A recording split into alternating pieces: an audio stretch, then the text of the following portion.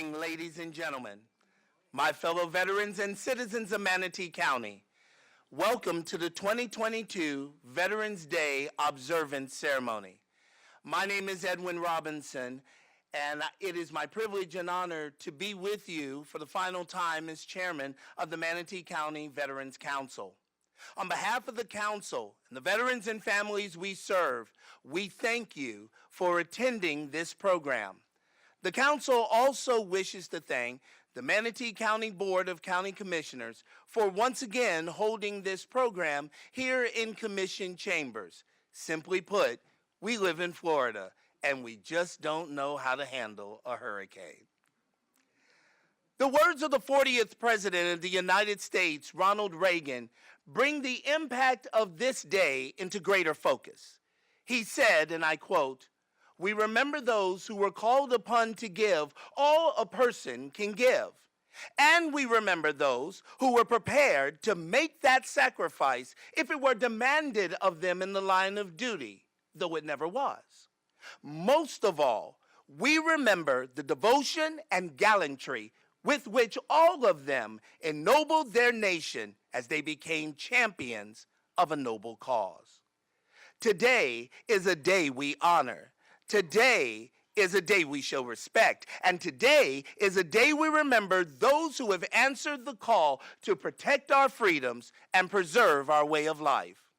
Today, we the people of the United States and we the people of Manatee County salute those men and those women whom stood to protect and defend and champion a noble cause which was far greater than themselves. Because for us to live in what I believe is the greatest nation on the face of the earth, there must be people who choose by the raising of their right hand and by the recitation of an oath to stand between freedom and chaos, to stand between liberty and tyranny, to stand between justice and lawlessness, to stand between unity and division, and to stand between despair and hope. On this Veterans Day, and on every day, may we be compelled to teach our future generations that when the flag of our country flies, or when the anthem of our country is sung, we stand up. We demonstrate respect and display an attitude of reverence, and we remember those devoted and gallant men and women who fought and in some cases are still fighting to bring this nation to a more perfect union and to keep this nation a shining city on a hill and a beacon of hope to all the world. We begin this ceremony today with the call to colors that will be presented by the Honor Guard of Korean War Veterans of America, Chapter 199. Honor Guard, call the colors. Ladies and gentlemen, please stand.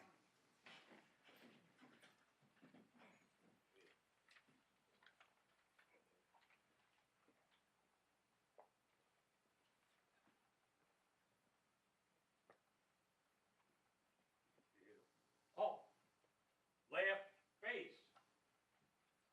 Present arms. The invocation will be given by Reverend Michael.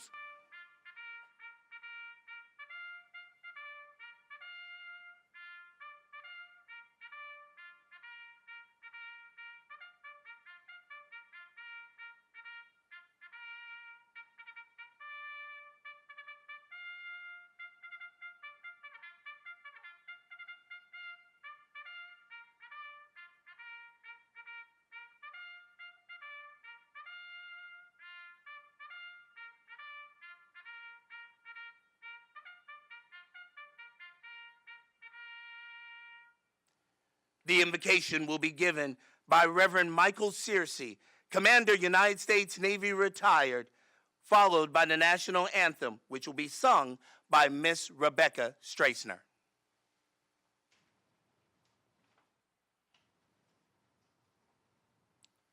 Let us pray. Dear God, today we honor our veterans, our worthy men and women who gave their best when they were called upon to serve and protect our country.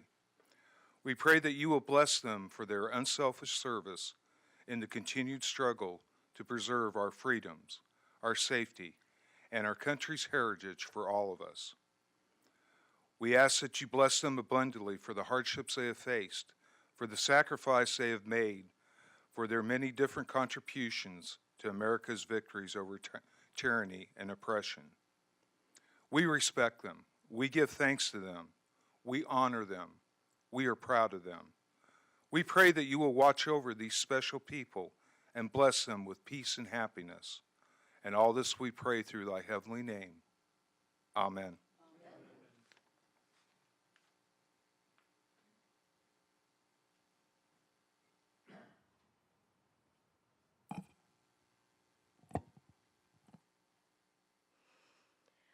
Oh, say, can you see by the dawn's early light what so proudly we hailed at the twilight's last gleaming, whose broad stripes and bright stars through the perilous fight o'er the ramparts we watched were so gallantly streaming, and the rockets red glare, the bombs bursting in air, gave proof through the night that our flag was still there. Oh, say does that star-spangled banner yet wave o'er the land of the fair and the home of the brave? Honor guard, dismissed, colors. Honor guard. Port arms. Right faced. Forward march.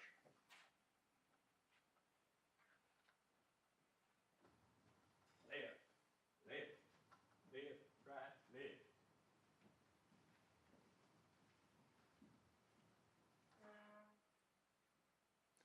Ladies and gentlemen, you may be seated.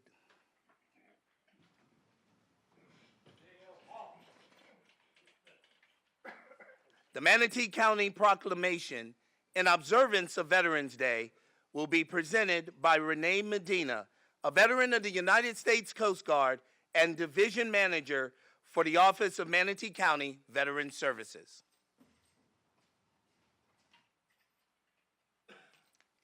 Good morning. Manatee County, Florida Proclamation. The Board of County Commissioners, Manatee County, Florida, whereas the Congress of the United States of America has declared that November 11th, 2022 be set aside as a public holiday to honor American veterans. And whereas the veterans of Manatee County embraced, through sacrifice and service to our country, the most fundamental and cherished bonds in our democracy. And whereas the veterans of Manatee County reaffirm commitment to democratic ideals by accepting it as a solemn responsibility of our survival to bear the burden of what has been so that the tragedy that once endured can never be forgotten. And whereas it is proper to honor those veterans who have served unselfish love to God and country to preserve this great land. And whereas the citizens of Manatee County wish to express their lasting gratitude and admiration to our veterans. And now, therefore, be it proclaimed by the Board of County Commissioners of Manatee County, Florida, that Friday, November 11th, 2022, shall be known, designated, and set aside as Veterans Day in Manatee County, Florida. The Board of County Commissioners calls upon all citizens, schools, businesses, clubs, and news media to pay tribute to our veterans by displaying the flag of the United States of America and by conducting and attending Veterans Day ceremonies throughout Manatee County in recognition of all of those who have served and made the supreme sacrifice. adopted with a quorum present and voting this 11th day of October 22nd, 2022, the Board of County Commissioners, Manatee County, Florida.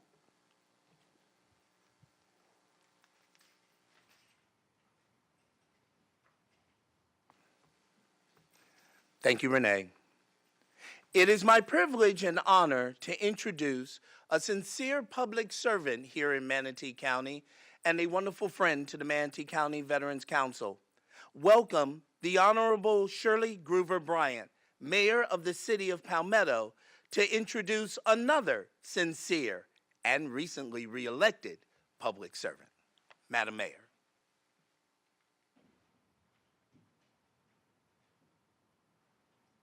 Thank you for that introduction. I'm going to take just a little license.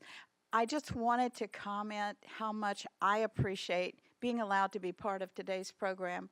I've lived here my entire life. I have veterans throughout my family and a lot of my friends. It means so much to give tribute to our veterans, recognizing the reasons that we are free today. And we want to keep holding them up and making sure that they know, all the veterans know, how much they mean to us, how much they're in our hearts, and how much going forward is dependent upon successive veterans, future veterans. And it means so much to our community. I just appreciate you allowing me the honor to come and be a small part of your program today, even though I'm going to be introducing a very dynamic representative.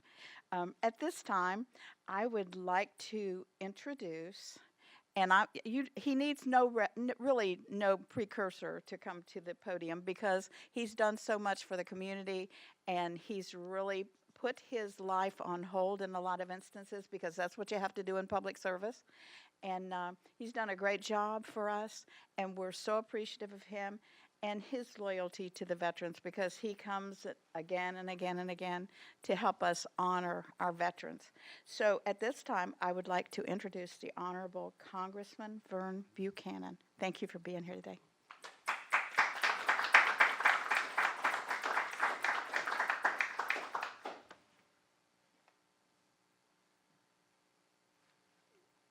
I can tell you, as an 18-year-old, when I went in the service, that changed my life. I mean, I was a blue-collar kid, changed my thinking, changed my life. So I'm so appreciative in so many ways for everybody and all the veterans, but I wanted to make that one comment quickly. It's truly an honor to be here today, and I pay tribute to the brave men and women who have proudly served in the armed forces. Ronald Reagan said, and he was one of the reasons I got in politics, because I was a blue-collar kid, and I just remember his vision was so positive. Some people live their entire life and wonder if they made a difference in the world. A veteran doesn't have that problem. They've made a difference. From every walk of life, soldiers, both past and present, have left their families and friends and sacrificed comfort, time, money, and service to our country. Veterans Day was originally set aside as a U.S. legal holiday to honor the end of World War I. Legislation approved June 1st, 1954, made November 11th a day to honor American veterans of all wars. Since our founding in 1776, the United States has fought in about a dozen different wars over that period of time, and every generation has made a difference. On this Veterans Day, let us take a moment to offer our deepest gratitude to all those who have served, living and deceased, but particularly those living veterans among us today. Our state is home to more than 1.5 million veterans, the third most in the nation. And I have the honor and the privilege to represent a region that is home to 75,000 veterans in Sarasota and Manatee County. And I tell people, you know, one of my biggest focus is to do everything I can. If a veteran's earned a benefit, we're going to get that benefit for them. I served on the VA for a period of time. Didn't initially get on there, that committee, but I did shortly thereafter because I kept lobbying for it because I knew it was so important to our veterans. And many veterans don't even realize the veterans they've earned, the benefits they've earned. So that's part of our job. I'm fighting every day to ensure that these veterans, men and women, receive the care and the benefits they deserve. I was pleased that the House passed my bill to ensure veterans have information about the remaining opportunities in terms of the GI Bill, in terms of credit, and they will change schools and programs that'll make a big difference in their life.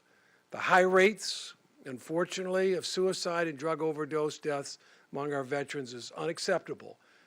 I've introduced bipartisan legislation that requires the VA to investigate the link between addictive opioid drugs and the veteran suicide. Our service members have risked everything for this country, and I want to do everything I can to fight for them and their families. That is the top priority for me. I want to thank all of you for being here today, and especially all of our nation's veterans. I want to God bless all of you here, and God bless the United States of America. Thank you very much.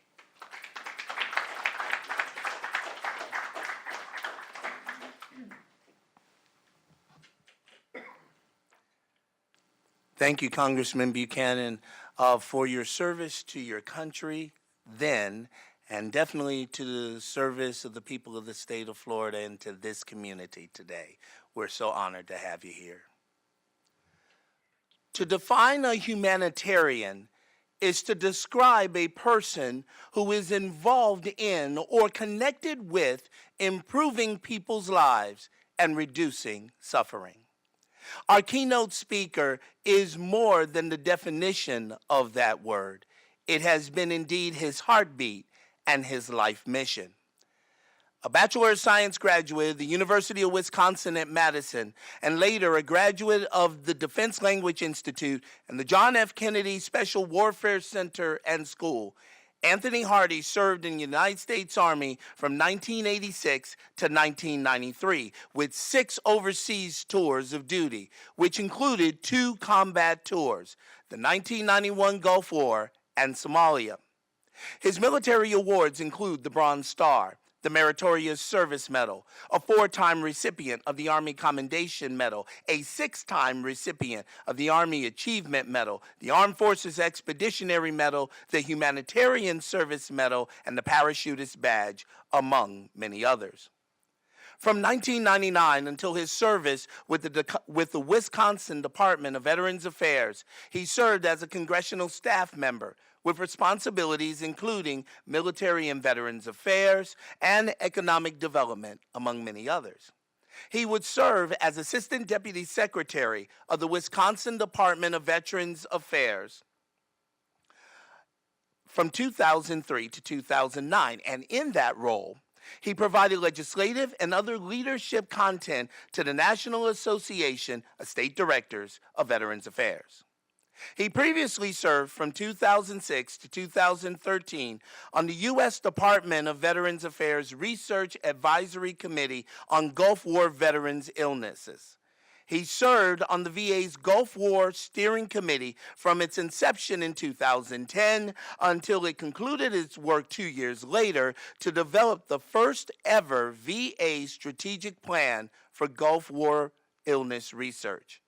From 2014 to their conclusion in 2019, he served as chairman of the Gulf War Illness Research Project's 2 external advisory boards for the 2 Gulf War Illness Consortia located at both Boston University and Nova Southeastern University. A life member of the Veterans of Foreign Wars and the Disabled American Veterans, he has received numerous awards and commendations for his work, including from the United States Department of Veterans Affairs, the Wisconsin State Legislature, the Disabled American Veterans, and AMVETS.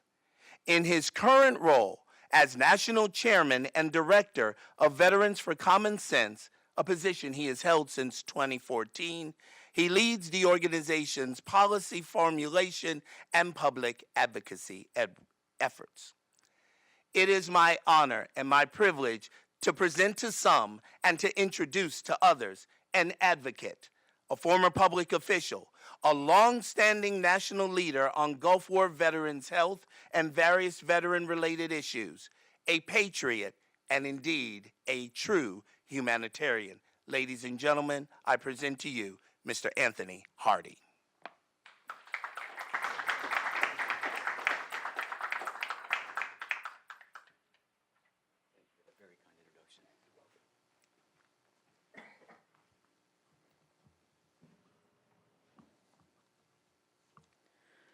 Well, thank you very much, especially the Manatee Veterans Commission outgoing Chairman Edwin Robinson. Thank you for that very kind and generous introduction.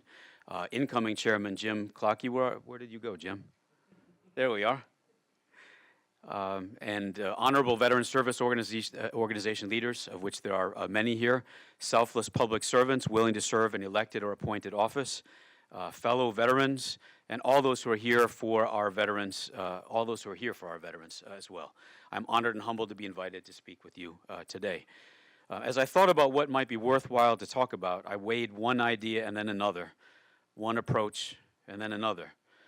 I thought about a theme surrounding the evolving history of Veterans Day as it's presently known and Armistice Day as it once was, or the reason for the 11 o'clock on the 11th day or the 11th month, or the meaning behind the poppy on some of our lapels, and the meaning behind the moving poem about them row on row in Flanders Fields. But anyone who's attended a few of these ceremonies knows that much of that has already been said. In fact, was just said a few minutes. Some of that was said just a few minutes before I came up, and so I decided against all of those. I thought about a theme of the incredible resilience and strength of our fighting force, honoring all our veterans who hail from all 50 states, the 5 U.S. territories and the District of Columbia, from all of the more than 500 federally recognized American Indian tribes from American Indian country, even some born in foreign countries as they serve their adopted American nation, sometimes in furtherance of their quest to become American citizens, from every corner of our great nation and beyond. But those themes of the immense diversity of the American fighting force and the experiences of troops like all of us here today, serving next to someone so unlike anyone where we grew up, those themes, while compelling, well, I decided to forego those today as well. I thought about a theme surrounding compelling veteran data. That's an interest of mine in finding the meaning behind that's told by the numbers.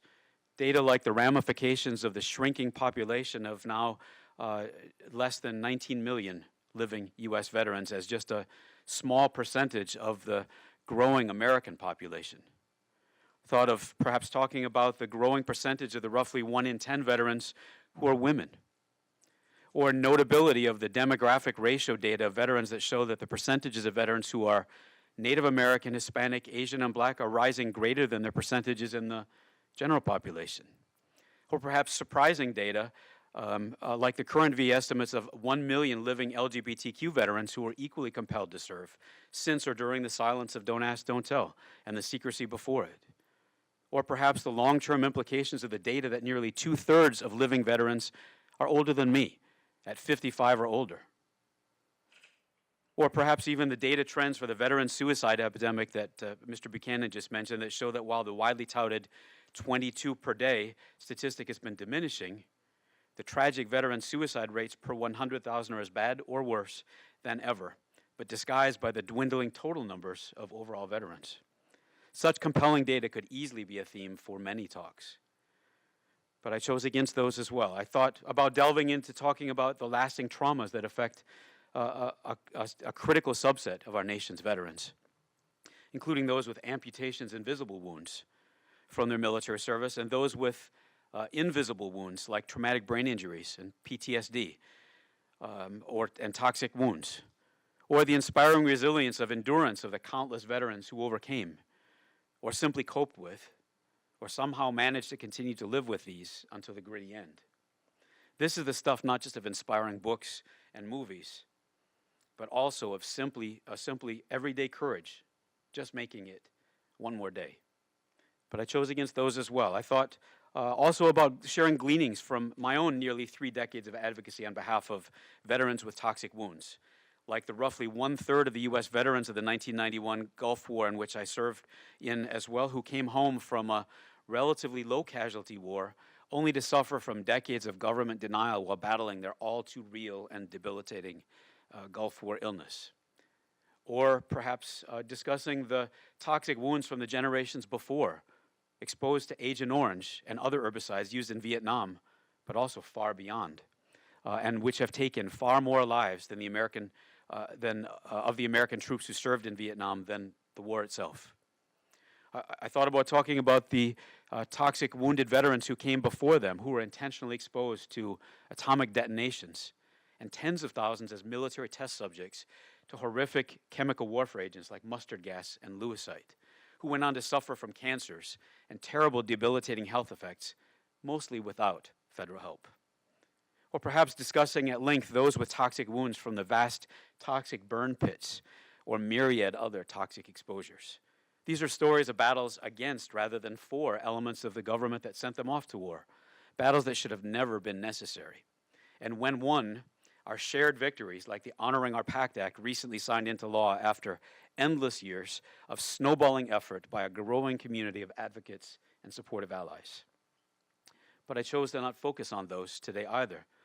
I thought about sharing some of the details of the historic PACT Act with its dramatic expansion of VA healthcare eligibility to include more of the veterans that most everyday Americans mistakenly believed were already eligible for VA healthcare. Or the list of nearly 24 cancers and respiratory diseases specifically named in the PACT Act as presumptive disability conditions that, well, most everyday Americans had no idea nearly all were being denied by VA, with nearly 113,000 veterans claims filed in the first 3 months since the mid-August bill signing of the PACT Act. And I thought the details are of great interest to the several million toxic exposed veterans and those who love them, perhaps much less so to everyone else.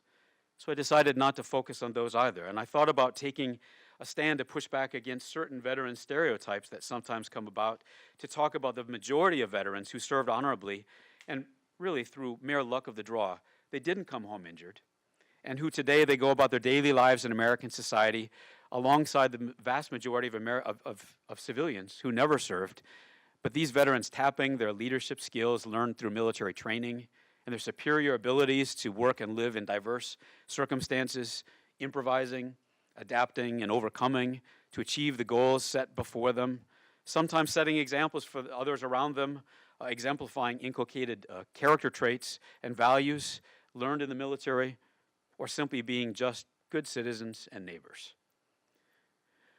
I also thought about perhaps sharing a few carefully chosen veteran stories, like about valiant members of the World War I and greatest generations, and their incredible feats as together they liberated Europe and the world from fascism, totalitarianism, and Nazism. Or stories of veterans from the Korean and Vietnam Wars, stories of those veterans that were integral to the containment of the spread of various forms of authoritarianism that we knew as communism, or sharing captivating stories of heroic feats, or daring rescues, tense captures and seemingly impossible escapes, or perhaps sharing some stories of simply enduring the unendurable in countless places and ways. These two, they're the stuff of entire volumes and feature-length films and entire miniseries. But I chose not to focus on entire speech on those either. I thought about sharing some of my personal experiences, like the stories of those I thought about who are no longer with us, as I watched the President sign the PACT Act at the White House into law this August, surrounded by veterans and members of Congress of every political stripe, unified by common purpose. Or perhaps sharing stories of some of the brave men who served with and under me in the awfulness that was Somalia as a combat zone in the early 1990s. All but one of those men younger than me when I turned the ripe old age of 25 in the middle of the deployment under austere conditions where who the enemy was never really clear until they were ambushing your convoy or firing at you. I thought about sharing perhaps some personal experiences in detail about what led up to experiencing the overwhelming fear of death as it appeared imminent for the first time, but then didn't come. Or the experiences to follow that seemed to normalize that imminency of dying to the point of killing not me, but the fear of it. One variation of many by veterans who had such near-death experiences. I thought about sharing a story of what I did to earn one medal or another, but all that seemed overly personal and self-absorbed when there are nearly 19 million veterans who served, each one doing all they were asked, and often much more, with some veterans called to duties that are the stuff of such memorable stories. Not every non-veteran seems to understand that many military experiences are simply luck of the draw, and that nearly every other service member was just as ready to fill those roles if they had been called to do so. Of course, some took on greater challenges, tougher training, riskier assignments, more periods of service, but all who served were trained from day one and ready to make whatever service necessary for the shared good of our great nation. I chose not to focus on any of those as well. And I thought about what I might focus my talk on today. It became clear to me that in just the short time allotted, I could not do justice to any of those critically important topics, any of those fellow veterans, any of those experiences, any of the battles and victories during or because of military service. And I decided, because I could not do justice to the myriad veterans left out, I simply could not do justice to the myriad veterans left out by whatever I zeroed in on and focused as a singular topic. Nor could I do justice to you, such very patient audience members who doubtlessly have heard speech after speech proclaiming the day, telling the history of the day, endless facts and figures and stories. So I chose not to dwell on any of that. I'll just say that today, of course, is Veterans Day, formerly Armistice Day, still known as Remembrance Day in other Allied countries. Across our Allied countries, a shared day to remember all who served, all who served, all who served. To remember the shared national strength and victory by our veterans, and the shared national learned lessons when not, to remember the shared national strength and victory by our veterans, and the shared national learned lessons when not victorious. The celebrations after veterans return home, but also the acknowledgement of darker moments for some alone with their thoughts and pain. And for us veterans on Veterans Day, the day often includes remembering the unmatched camaraderie and commitment to each other that so often persists across the many years and the many miles apart, a bond, as we know, sometimes stronger than any other. So today, as we as Americans, we remember each of you, our nation's veterans, my fellow veterans who also served, everyone brought together in service with beliefs and values we all shared that are so much bigger than ourselves. The unshakable belief in the idea of nation and the value of preserving it at all costs. The shared immeasurable importance of our first national motto, out of many, one. The values of service above self and sacrifice to whatever level necessary. Today, this day is to honor you, our nation's fellow veterans, a celebration of and a thank you to all still living who also served until you are laid to rest to then be honored on another national day, sometimes confused with Veterans Day, Memorial Day, to honor those who went on before us. So today, our nation honors each of you, each fellow veteran, who with the uniqueness of who you are and where you came from, and the strength and the commitment to step up and come together as one in service and in sacrifice. To each of you who took that oath to serve, to support and defend the Constitution of the United States against all enemies, foreign and domestic, and to bear true faith and allegiance to the same. Today, America as a nation comes together to honor you and thank you, and to be reminded as Americans of why, in fact, our veterans served this one great nation. As the saying goes, all gave some, while some gave all. And with that, I've taken enough of your time, and I humbly thank you for your kindness in listening to this collection of spoken thoughts. To the Manatee Veterans Council, I thank you again. To every one of you who has ever cared for a veteran, a sincere thank you. And to each of you, my fellow veterans, I salute you. Thank you.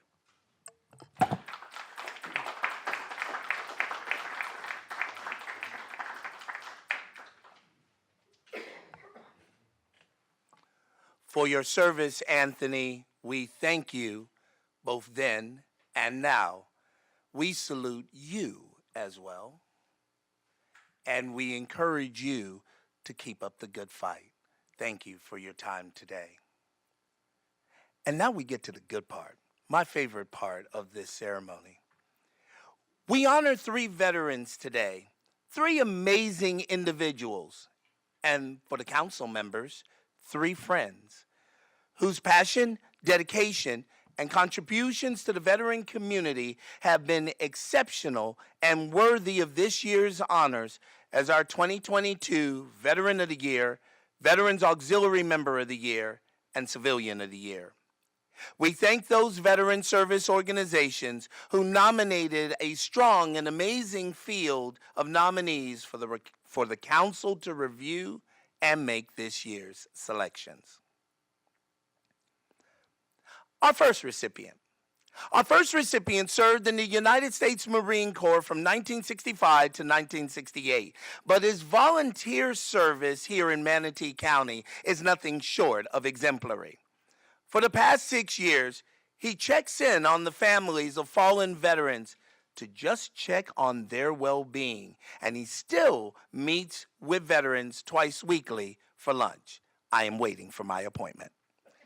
He is a life member of Marine Corps League Detachment 588 in Bradenton. In the past 14 years of his membership, he has served as Commandant of the League twice. He has commanded the League's Honor Guard for the past 7 years and served as the acting chaplain at funerals. For 3 years, he served as commander of the Honor Guard for the Conley Buick Bull Riding Championship, and for 6 years, he commanded the Honor Guard at the Marine Corps' signature holiday event, Toys for Tots.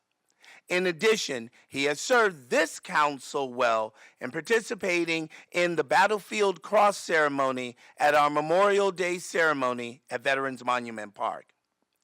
One thing that I did not know is that our recipient is an avid hunter. He is a hunter safety instructor and has been for almost 3 decades with the Florida Fish and Wildlife Conservation Commission. He is also the area coordinator for both Sarasota and Manatee counties as an instructor on gun safety. He was awarded Instructor of the Year by the Florida Fish and Wildlife Commission and Instructor of the Year by the International Hunter Safety Council for the United States and Canada. He has also served the Manatee County Veterans Council for the past 10 years as a voting delegate representing Marine Corps League Detachment 588. He is a passionate patriot. He is, especially to me, an honest and loyal friend. His service, then and now, brings credit upon himself, the United States Marine Corps, and the people of Manatee County. Nominated by Minnesota Elks Lodge 2734, please welcome with me this year's recipient of the Frederick J. Graves Memorial Award, recognizing the 2022 Manatee County Veteran of the Year, Mr. or Corporal Lewis David Klein of Marine Corps League Detachment number 588.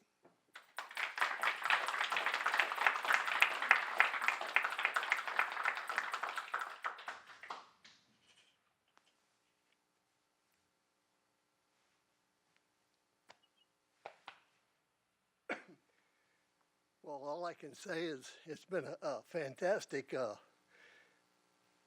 honor to get this. I want to thank Mr. Jim and his wife and the Elks for recommending me.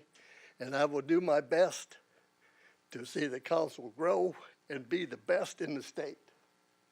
And I accept this award not for me, but for every veteran that has been serving and will serve. And I salute you all. Thank you.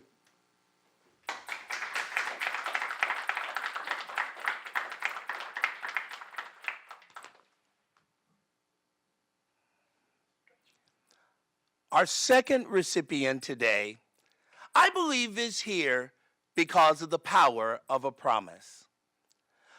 A citizen of Ligonier, Pennsylvania, and a graduate at St. Vincent College in Latrobe, Pennsylvania, he served for 30 years as Vice President of Sales of Berry Plastics Corporation.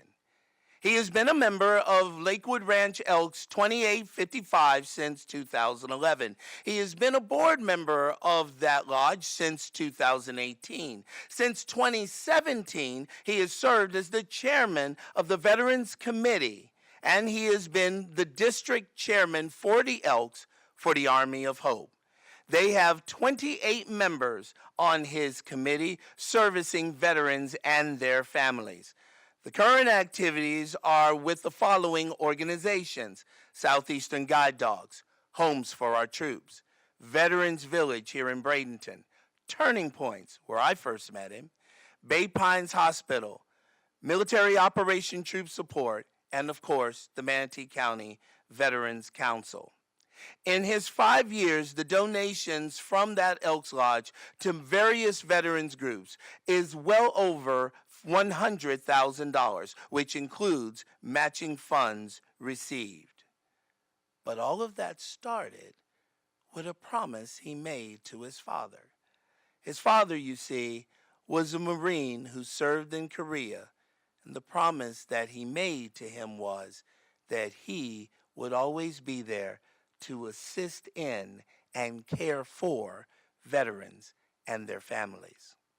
His future endeavors are to continue to assist and support veteran programs that help all veterans in need, including members of our homeless veteran population, our transitory veterans, our injured veterans, and those that are still fighting the good fight in places across the world. In his quote, he believes it's an honor to serve as a member of the Benevolent and Protective Order of Elks, and he also serves as a representative of that lodge for the Manatee Veterans Council. Nominated by Minnesota Elks Lodge number 2734, please welcome with me a civilian patriot and a wonderful friend who has kept and is still keeping his promise. Would you please welcome with me Mr. Thomas Sweeney.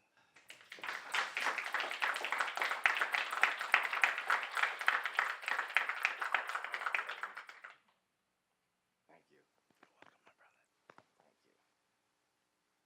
I just want to wish everybody here today, especially the veterans, happy Veterans Day to all of you.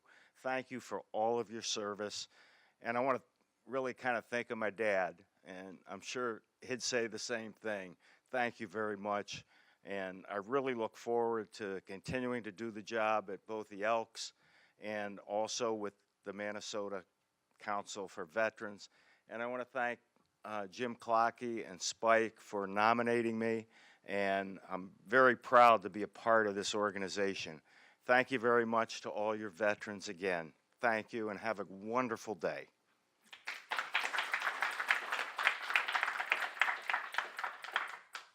Congratulations, Tom, and congratulations to Dave. I would also like to recognize one of our other recipients who could not be here today. Tricia Sadler furthered her education when she was granted a scholarship from the Daughters of the American Revolution to achieve her master's degree, and in 2019 she did that from Asbury Theological School with a master's in mental health counseling. She has worked with women experiencing crisis pregnancy across the state of Florida and also worked with the foster care system in Manatee County. She worked with veterans in the mental health field since 2020 here in Manatee County. She was employed by Volunteers of America and worked one-on-one with veterans to assist them in becoming employable and get them back on their feet. She worked closely counseling veterans, assisting the Veterans Village in placing the veterans into full-time housing and finding them transportation. She drove them to appointments as well. She worked so many hours beyond her allotted time as she was needed. She has a true belief in supporting the needs of our veterans. I can testify to the hard work of this young lady because when I was at Turning Points and she was at Manatee Veterans Village, we worked together to help a lot of our veterans in our homeless population. Many of them, some of our most challenging clients, move from an attitude of helplessness to an attitude of hope by finding secure and stable housing. In 2010, Tricia volunteered to become a representative for the Manatee County Veterans Council, representing the Manatee chapter of the Daughters of the American Revolution. At her second meeting of the council, I remember this well, she volunteered to take over as secretary. She said she would do it just a couple times until we found a secretary. Well, we found her, and she found us, and she continues to this day in that post, even though she has a very busy schedule. That schedule includes her own full-time counseling business, and she is busier than ever. The best part is that she has been approved by the VA for counseling veterans, because helping veterans is where Tricia Sadler wants to be. She was nominated by the members of the Daughters of the American Revolution of Manatee County, and it is my privilege and pleasure to ask all of you to recognize by your applause Tricia Sadler, Secretary of the Manatee County Veterans Council and a very proud member of the Daughters of the American Revolution of Manatee County, as the 2022 Auxiliary Member of the Year.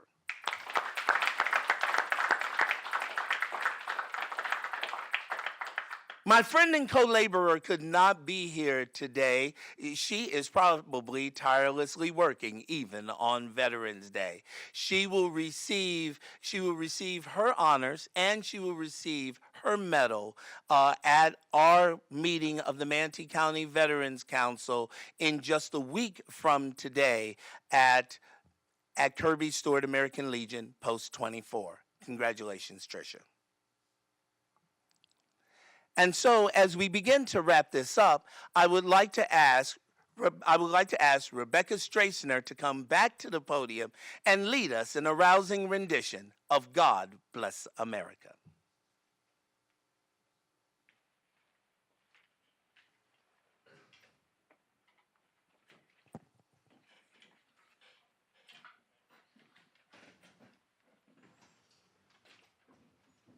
God bless America, land that I love. Stand beside her and guide her through the night with the light from above. From the mountains to the prairies, to the oceans white with foam. God bless America, my home, sweet home. God bless America, my home, sweet home.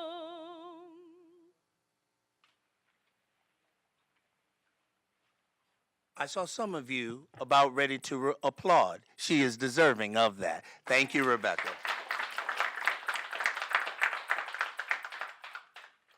The benediction will be presented. Once again, I will ask Reverend Michael Searcy, Commander, United States Navy, retired, from St. George's Episcopal Church, to deliver the benediction.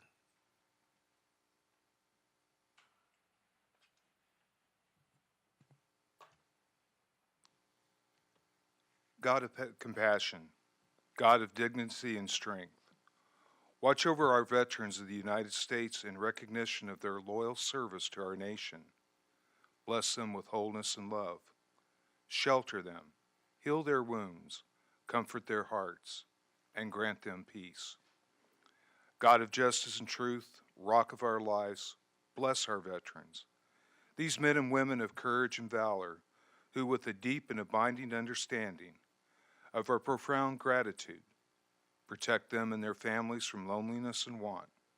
Grant them lives of joy and bounty. May their dedication and honor be remembered as a blessing from generation to generation. Blessed are you, protector and redeemer. Amen.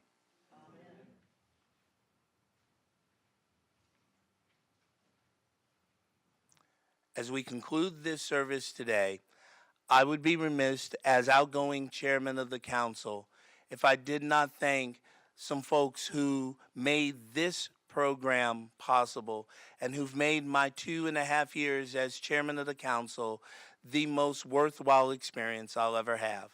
To my current team of Jim Clockey, Jan Clockey, Tricia Sadler, and to the team that have influenced me before, men like Don Courtney, Gil Ruderman, Bob Green, and so many others, I thank you for giving this airman the privilege to serve one more time and the privilege to lead.